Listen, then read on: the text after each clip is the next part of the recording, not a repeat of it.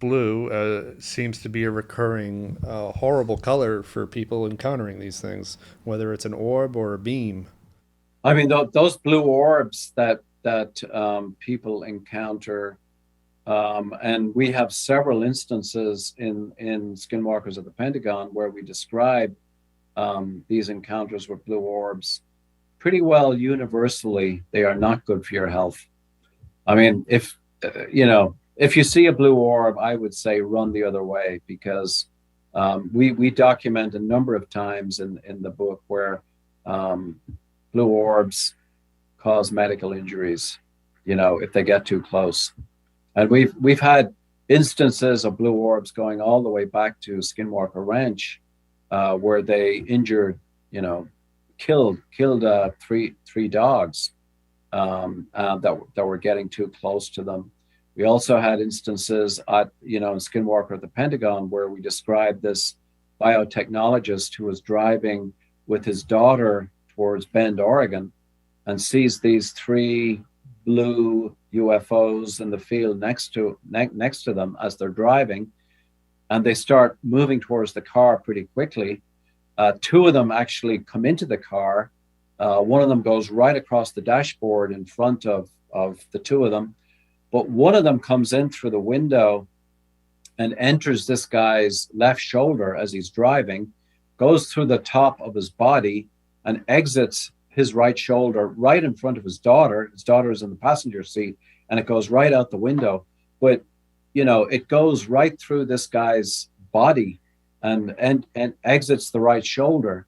And so again, we have this sort of we deployed the MD PhD medical investigators that we had on this case too, and they these two were followed for several months, and actually the main guy was followed for years medically. We had serial blood samples, but bottom line is this guy almost immediately after this event, when he got to his place in Bend, Oregon, started having these symptoms, and his the left side of his face had this sunburn effect. He lost the use of his eye. It started watering, and his left eye started going bad. His left ear started going bad. Hair started falling out from the left side of his head after this thing had gone through his body. He came down with a rare form of ductal cancer, which luckily did not metastasize. But, within a few months, this guy was really sick. So we were able to monitor him with the aid of these medical physicians, and we collaborated with the physicians that were treating him, in Oregon, and we documented sort of a vast amount of changes in the immune system, changes in the guy's physical health. Eventually recovered from the ductal form of cancer. Luckily, it was not metastatic, and so a few years later was feeling a lot better. But the weird thing about his daughter, who had had a close encounter, she did not have any ill effects. But she was in college, and then she went back to the East Coast to be with her roommates, and the same kind of hitchhiker effect erupted in her household. She had never been anywhere close to Skinwalker Ranch, but all she had was this close encounter with these weird blue orbs. But all of her roommates back on the East Coast in Connecticut, where she was going to college, started reporting, waking up with these creatures that were standing over them in their bedrooms, and sort of these loud footsteps on the stairs outside their rooms, orbs of light sort of moving through the house. Again, the same kind of thing, the so-called hitchhiker effect. She went back from Oregon to the East Coast and brought something with her, but it was nothing to do with Skinwalker Ranch. So we figured out eventually that in terms of methodology, you've got to follow these people for months or years in order to really document what the effects of these phenomena are, as opposed to, you go out, you take their testimony for a weekend, and then you move on to the next case. You'll miss all of that, those kinds of effects.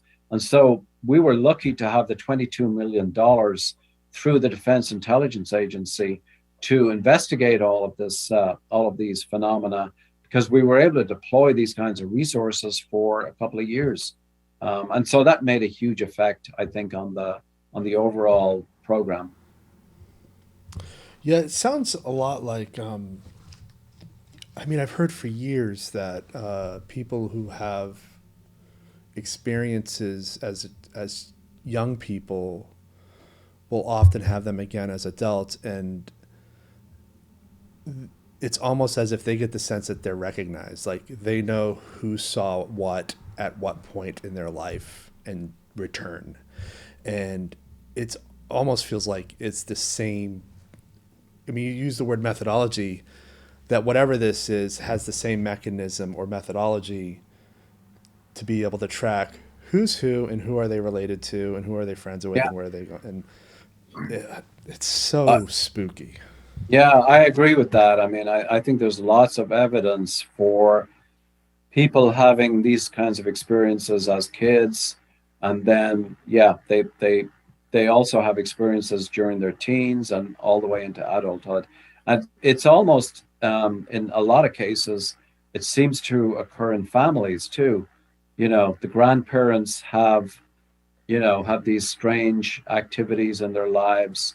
Their their offspring have same kinds of phenomena, and then it tracks even into a third generation, and you can see that the same thing happened in the grandkids. That has been documented lots of different times. It's almost like, as you say, you know, some kind of tracking mechanism is happening where people who have these effects seem to be predisposed to have more of them, and also their family members seem to have. It's almost like it transmits genetically.